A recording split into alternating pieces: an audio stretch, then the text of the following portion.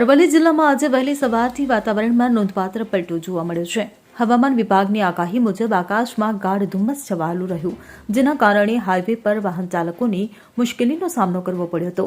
જિલ્લાના માલપુર વિસ્તારમાં 1 માસ અગાઉ થયેલા કમોસમી વરસાદ બાદ આજે ફરી વાતાવરણમાં પરિવર્તન આવ્યું છે.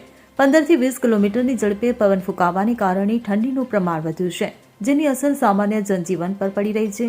તો ખેતી ક્ષેત્રે ચિંતાજનક બાબત એ છે કે હાલમાં ઉગી નીકળેલા ચણા, જીરું અને વરિયાળીના પાક પર આ બદલાયેલા વાતાવરણની વિપરીત અસર થઈ શકે છે. વિશેષ કરીને આ પાકોમાં જીવાત અને ઈયળો પડવાની સંભાવના વધી ગઈ છે.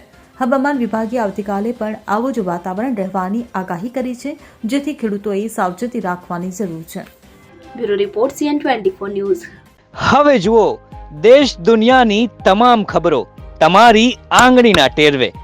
ઉઠાવો મોબાઈલ અને Google Play Store પરથી ડાઉનલોડ કરો અમારી CN24 ન્યૂઝ મોબાઈલ એપ.